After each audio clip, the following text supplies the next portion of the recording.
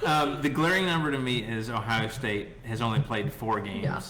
I mean, like, one of these things is not like the other type of thing. And, like, all these other teams have played all these games. And I've heard talk of, and I don't know if it's true or not, about, the possibility of the committee saying there's a minimum number of games and what that number should be. I don't know if it's going to be 6 games or whatever. So, potentially, if Ohio State has some cancellations that come up, they may be just thrown out of it by default. I mean, they should be.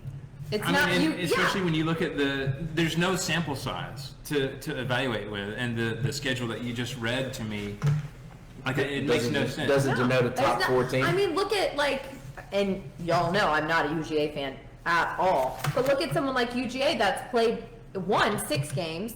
But they're still ranked lower than someone that's right. And their 2 losses are to number 1 and number 6. Exactly. So how do you put a team that's only played 4? Again, can we drop the lowest test grades here? Exactly. We're just doing if they get to portfolio play. Here's the best I got, and just see what shakes out.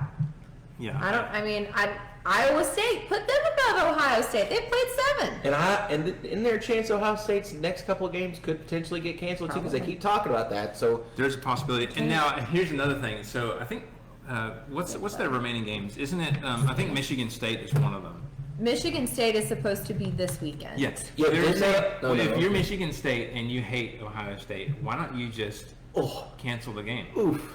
And say, oh my gosh, all of our guys have COVID. But then they only play, because then there are 2 remaining games. They'll only play 6. Right. Is Michigan State, and then Michigan is what will close it out. So, I mean, it happens all the time. We see it all the time. What happens if there's an outbreak all over the state of Michigan? Michigan State has to postpone, and Michigan has to postpone because of COVID reasons. They only play 4 games. You can't tell me that, the minimum is all of a sudden 4. Yeah, I mean, if you try to shoehorn a team in, then that just proves to me that it's all about name recognition. Exactly. Because if you're just going to shovel Ohio State in the mix there, just because of their name and just because they beat some teams that honestly aren't that great on the whole. Congrats on beating Penn State. Yeah. It looks like they're going to finish the season playing 6 total games. Hopefully. Yeah. And their last 2 opponents aren't even in the top 25. I'm interested. According to what we're looking at here, they've played 1 ranked team, and that's Indiana. Watch this be the one year that Harbaugh beats Ohio State. Oh my gosh. It's not going to happen, but it won't. It won't, but it'll be interesting. I mean, this is going to be the first time, everyone's trying to play a game after Thanksgiving. These kids may have gone places after their games. The kids that were on bye weeks may have gone places. Hey, you better. Students are back. They're back, So I'm just saying it'll be interesting to see how the games go this weekend and see what happens. Who gets tested, who's positive.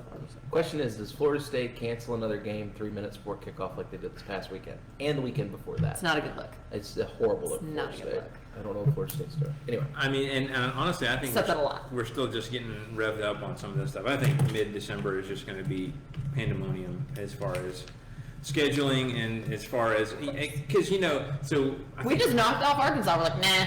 We'll play LSU. Nah. I think we've kind of kicked the can down the road, but at some point, somebody's going to get mad because up until now, everybody's like, okay, we'll deal with this because we just want to play football. But at some point, people are going to want to be able to get in the playoff or make some kind of argument for whatever. And at some point, people are going to start getting mad because they're like, "No, this isn't right. We have to draw the line soon." Because if you look, I mean, Vandy didn't have a kicker. They pulled a soccer player, a women's soccer player. Mm-hmm. They made it happen. If you look at the NFL this past week, the Broncos didn't have a quarterback. Nobody. They all had to be quarantined, and it was rough. Bless that guy's heart. Coach could have played. I know. So that could happen in college, and the NFL's making it work. People are making it work.